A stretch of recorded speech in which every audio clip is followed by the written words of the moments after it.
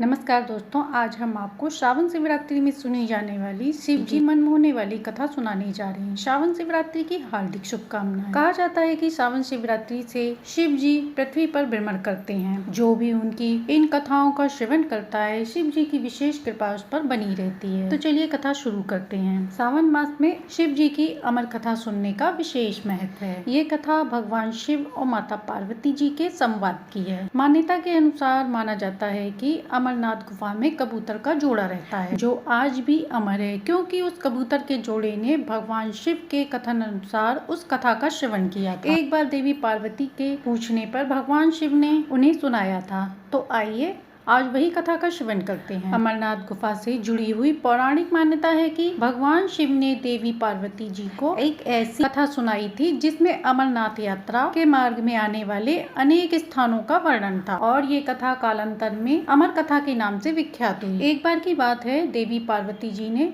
शिव जी से पूछा कि हे प्रभु, आप अजर अमर क्यों हैं और आपके गले में पड़ी हुई ये नरमुंड की माला का रहस्य क्या है। उस समय महादेव जी ने देवी पार्वती के प्रश्नों का उत्तर देना उचित नहीं समझा, इसलिए उन्होंने इस बात को टालने की कोशिश की। परंतु माता पार्वती के बार बार आग्रह करने पर प्रभु भोलेनाथ को इस रहस्य को बताना ही पड़ा। कहते हैं इस रहस्य को बताने के लिए एकांत जगह की आवश्यकता थी, इसीलिए वह देवी पार्वती को खोजते खोजते देवी पार्वती जी को लेकर आगे चले गए। गुप्त स्थान की तलाश करते करते भगवान शिव ने सबसे पहले अपने वाहन नंदी को छोड़ा। नंदी को उन्होंने जहाँ पर छोड़ा उसे पहलगांव कहा जाने लगा। जहाँ से अमरनाथ यात्रा शुरू होती है, वहाँ से कुछ दूर पैदल जाने पर शिव जी ने अपने माथे से चंद्रमा को अलग कर दिया। जिस जगह पर उन्होंने चंद्रमा को छोड़ा था वह जगह चंद्रबाड़ी कहलाती है। इसके बाद भगवान शिव ने गंगा जी को पंचतरणी में और गले के सांपों को शेषनाग पर छोड़ दिया, जिस कारण इस पड़ाव का नाम शेषनाग पड़ गया। अमरनाथ यात्रा का अगला पड़ाव गणेश स्टॉप है। मान्यता है कि इस स्थान पर भगवान शिव ने गणेश जी को छोड़ा था। इसके बाद सभी को छोड़ने के बाद भगवान शिव ने उस गुफा में प्रवेश किया और कोई भी प्राणी इस गुफा के अंदर प्रवेश न कर पाए, इस कारण उन्होंने गुफा के चारों ओर अग्नि प्रज्वलित कर दी। इसके बाद महादेव जी ने जीवन के उस रहस्य को बताना शुरू किया। कहते हैं कथा सुनते सुनते देवी पार्वती जी को निद्रा आ गई थी और उस कथा को वहाँ दो कबूतर भी सुन रहे थे। जब कथा समाप्त हुई तो भगवान शिव का ध्यान माता पार्वती पर गया तो महादेव जी ने माता पार्वती जी को सोया पाया और तभी उनकी दृष्टि उन दोनों कबूतरों पे पड़ी। वे दोनों कबूतर वहाँ पर एक घोंसला था उसमें बैठे हुए थे। उस समय वो कबूतर अंडे के रूप में थे और कथा शुरू होने के बाद ही वो दोनों छोटे छोटे नन्हे नन्हे कबूतर के रूप में निकल आए और उन्हीं कबूतरों ने भगवान शिव द्वारा सुनाई हुई कथा का श्रवण कर लिया था। क्योंकि कथा सुनाते समय शिव जी ने कहा था कि कथा का श्रवण करते करते हुकारा जरूर भरना, और जब माता पार्वती सो गई थी तो उनकी जगह पे वे दोनों कबूतर हुकारा भर रहे थे। ये सब जानकर शिव जी को उन पर बड़ा क्रोध आया। वे उन्हें मारने को दौड़े। तब माता पार्वती ने शिव जी को ऐसा करने से रोक दिया और कहा कि हे प्रभु, यदि आप इन्हें मार देंगे तो आपकी अमर कथा तो झूठी हो जाएगी। ये बात सुनने के बाद महादेव जी ने कबूतरों को वरदान दिया, वह सदैव भगवान शिव और माता पार्वती के रूप में अमरनाथ पर स्थित रहेंगे। तभी से माना जाता है कि भगवान शिव और माता पार्वती के रूप में वो कबूतर का जोड़ा आज भी वहाँ पर विद्यमान है। देवी पार्वती ने जब भगवान शिव की ये दिव्य कथा सुनी तो उन्होंने हाथ जोड़कर कहा, हे नाथ, ये सिर्फ एक कथा नहीं, आपकी करुणा की अमर गाथा है। क्या ये यहीं समाप्त हो जाएगी? तब महादेव शांत भाव से मुस्कुराए और उन्होंने कहा, हे देवी, ये कथा काल से परी है। जो भी व्यक्ति सावन की शिवरात्रि अमावस्या पर इन कथाओं का श्रवण करें, जब कलयुग का अंधकार घिराएगा और लोग दिखावे की पूजा में उलझ जाएंगे, तब जो भी व्यक्ति प्रेम से ओम नमः शिवाय जपेगा, उनके लिए यह कथा दीप बन जीवन के अंधकार को हर लेगी। श्रावण की वह शिवरात्रि जब जल, बेलपत्र और मन की शुद्धता कोई मुझे पुकारेगा तो मैं स्वयं उसकी सुनूंगा, चाहे वह कोई भी हो। और जो इस कथा को श्रद्धा भक्ति भाव से सुनेगा वह मेरे लोक को प्राप्त करेगा, साथ ही पाप मुक्त होगा और जन्मों के बंधनों से मुक्त होगा। हे देवी, ये कथा मेरी नहीं, उन आत्माओं की है जो प्रेम विश्वास के साथ मुझे अपनाते हैं। दूसरी कथा के अनुसार यह एक ऐसी गुफा है जो चुपचाप खड़ी है। हर साल जब सावन की शुरुआत होती है तो लाखों लोग इस गुफा के दर्शन करने के लिए निकल पड़ते हैं और कहा जाता है कि यहाँ स्वयं महादेव ने माता पार्वती को अमर कथा सुनाई थी। लेकिन इस यात्रा के पीछे एक भक्ति नहीं बल्कि एक रहस्य भी छुपा हुआ है, जिसे आज तक न कोई समझ पाया है न ही सुलझा पाया है। अमरनाथ की ये गुफा यह कोई साधारण स्थान नहीं बल्कि शिव जी के एक ऐसा स्थान है जहाँ काल भी रुक जाता है। ऐसा माना जाता है कि यहाँ पर बर्फ के रूप में शिव जी का लिंग आकार अपने आप लेता है। एक ऐसा शिवलिंग जो पूर्णिमा से अमावस्या तक बढ़ता है और फिर इसके बाद घटता है। लेकिन क्या ये एक आस्था है या वाकई में यहाँ कोई दिव्य ऊर्जा कार्य करती है जो विज्ञान की समझ से भी परे है। हिमालय की इस गुफा में प्रवेश करते ही जैसे समय ठहर जाता है। ऊपर से टपकती हुई बर्फ की बूंदे और चारों ओर सन्नाटा और भीतर तक चीर देने वाली ये ठंड, सब कुछ मिलके एक अलौकिक वातावरण रचते हैं। ऐसा लगता है कि जैसे स्वयं शिव जी की उपस्थिति वहाँ हो। पौराणिक मान्यता के अनुसार कहा जाता है कि भगवान शिव ने माता पार्वती जी को यहाँ अमर कथा सुनाई थी। लेकिन यह कथा कहीं साधारण स्थान पर नहीं कही गई। शिव जी ने समस्त ब्रह्मांड से हटकर इस गुफा को चुना था ताकि कोई अन्य जीव इसे न सुन सके। शिव जी ने अपने वाहन को नंदी को त्यागा, चंद्रमा को भी अलग किया, अपने गले के सर्प को छोड़ा, पांचों तत्वों से बने हुए तत्वों को दूर किया और गणेश जी को बाहर छोड़ा। इसके बाद उन्होंने उस गुफा का चुनाव किया और उस गुफा में जाकर माता पार्वती को कथा सुनाने जो अमृत का रहस्य थी।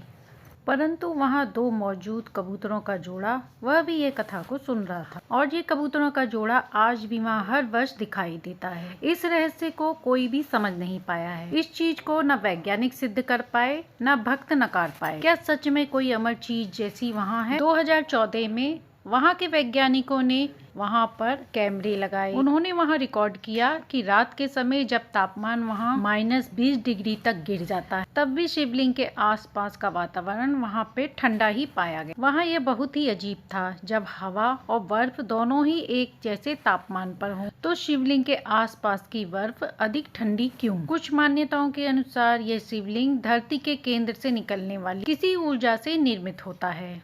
यह कोई साधारण बर्फ नहीं बल्कि एक चेतना है जो केवल उन्हीं लोगों को दिखाई देती है जिनका मन शुद्ध हो। साधु संतों का मानना है कि यह शिवलिंग स्वयं शंभु है और इनके दर्शन मात्र से ही सभी जीवों की प्यास बुझ जाती है। और वे ये भी कहते हैं कि अमरनाथ की गुफा एक शक्ति का केंद्र जो एक ऊर्जा का चक्र है। वहीं दूसरे लोग ये भी मानते हैं कि गुफा के पीछे एक चक्र है जो एक दूसरे लोक तक जाता है। और कुछ रिपोर्टों के अनुसार 1962 में भारतीय सेना ने इस गुफा के अंदर एक और सुरंग खोजी थी जो बर्फ के भीतर बहुत दूर तक जाती, परंतु कुछ समय बाद वह सुरंग बंद कर दी गई और आज तक उस पर कोई अधिकारी बात नहीं की। वहाँ के स्थानीय लोग ये भी बताते हैं कि कभी कभी गुफा के आसपास अजीब अजीब आवाजें सुनाई देती जैसे कोई वहाँ कर रहा हो, परंतु वहाँ कोई होता ही नहीं है। कुछ यात्रियों का वहाँ अनुभव भी है कि वहाँ पर उन्होंने अनुकंप महसूस किया। ये सिर्फ ठंड नहीं और कुछ था, ऐसा कुछ जो दिखाई नहीं देता लेकिन मौजूद होता है। शिव पुराण में ये लिखा है कि जो व्यक्ति अमरनाथ की यात्रा करता है वह जन्म और मृत्यु के चक्र से मुक्त हो जाता है, परंतु इसके लिए शरीर से ही नहीं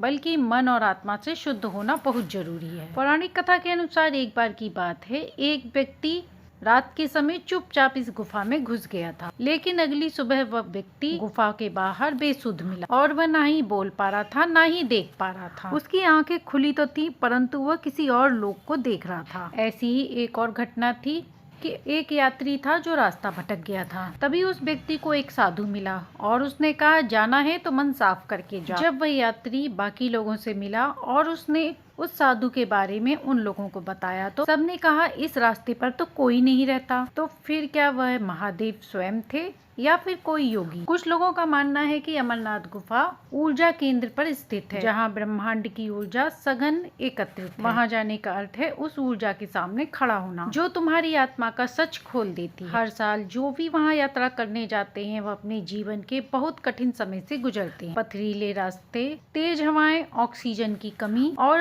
अचानक मौसम बदल जाना, यह सब जैसे स्वयं शिव जी परीक्षा ले रहे हों। और जो भी व्यक्ति इस परीक्षाओं को पास कर जाता है उसका सब कुछ अपने आप ही बदल जाता है। और शायद यही अमरनाथ का एक बहुत बड़ा रहस्य है। यह वह यात्रा है जो न केवल बाहर की है बल्कि भीतर की। यह गुफा एक शिवलिंग ही नहीं बल्कि तर्पण भी है, जो मनुष्य को उसका वास्तविक रूप दिखाता है। इसीलिए जब भी किसी व्यक्ति को अमरनाथ की यात्रा करने जाना हो तो वह एक यात्री नहीं बल्कि साधक बन के जाना चाहिए, क्योंकि वहाँ बर्फ नहीं बल्कि वहाँ अमरता का रहस्य और शायद वहाँ शिव जी आपका इंतजार कर रहे हैं। दोस्तों, क्या आप जानते हैं कि सावन की शिवरात्रि क्यों मनाई जाती है और इसका धार्मिक महत्व क्या है? इनकी कई पौराणिक कथा प्रचलित है। श्रीमद् भगवत गीता के एक प्रसंग के अनुसार जब देवतागण असुर अमृत प्राप्ति के लिए तभी समुद्र में से कालकूट नामक भयंकर विष निकला। ये विष इतना खतरनाक था कि इसके प्रभाव से समस्त लोग परेशान हो रहे थे। देव आदि लोग इसको बिना पिए ही सूंघते ही मूर्छित हो गए और यदि इसे फेंका जाता तो संपूर्ण जगत का विनाश हो जाता। तब भगवान शिव ने इस संसार को इस मुसीबत से बचाने के लिए विष को अपने हाथों में लेकर पी गए, किंतु उन्होंने इसे निगला नहीं, क्योंकि वह जानते थे कि इसको पीने से वह भगवान को पचेगा नहीं, और इसलिए उन्होंने इस विष को अपने गले में ही रोक लिया। इस विष के प्रभाव से उनका गला नीला पड़ गया और तभी से उनका नाम नीलकंठ कहा जाने लगा। कहा तो ये भी जाता है कि जब शिव जी उस विष को ग्रहण कर रहे थे तो उसकी कुछ बूंदें पृथ्वी पर गिरी, जिसे सांप, बिच्छू,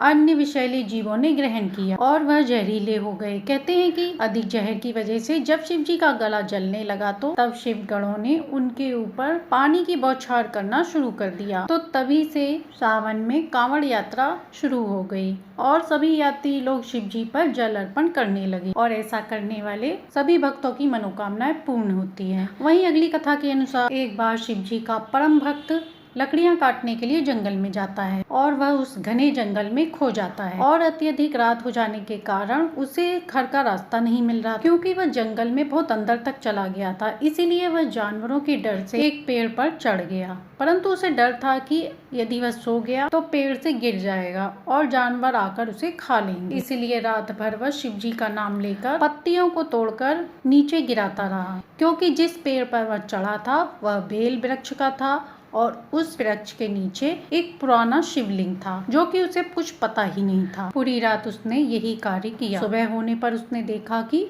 जिस पेड़ की पत्तियां उसने गिराई थी वह बेल वृक्ष का पेड़ था और जहां उसने पत्तियां डाली थी वहां पर एक शिवलिंग था। अब जाने अनजाने में ही सही, पर उसने पूरी रात शिव जी की उपासना कर ली थी, जिससे प्रसन्न होकर शिव जी ने उसे आशीर्वाद दिया। और यही कारण है कि शिवलिंग को उत्पत्ति का प्रतीक माना जाता है। भारत के हर कोने में शिवरात्रि को अलग अलग रूपों में मनाया जाता है। आइए अब सुनते हैं कहानी को पूर्ण करने वाले गणेश जी की कहानी। बहुत समय पहले की बात है, किसी गाँव में एक नीम का पुराना पेड़ था। उस पेड़ के नीचे गणेश जी की एक छोटी सी मूर्ति रखी हुई। वह मूर्ति मिट्टी की थी। गांव वालों का कहना था कि यह मूर्ति कोई साधारण नहीं है, क्योंकि विघ्नहर्ता गणेश जी उस मूर्ति में वास करते हैं। गांव की एक बुढ़िया माई रोज उस मंदिर के पास जाकर दीपक जलाती, वह हल्दी कुमकुम चढ़ाती और चढ़ावा चढ़ाती और हमेशा उनसे यही कहती कि ये मेरे बेटे हैं, जब भी कोई संकट आता है तो गणेशा ही हमारी रक्षा करते हैं। एक बार गांव में भयंकर बीमारी फैल गई। सभी लोग गांव को छोड़कर जाने लगे।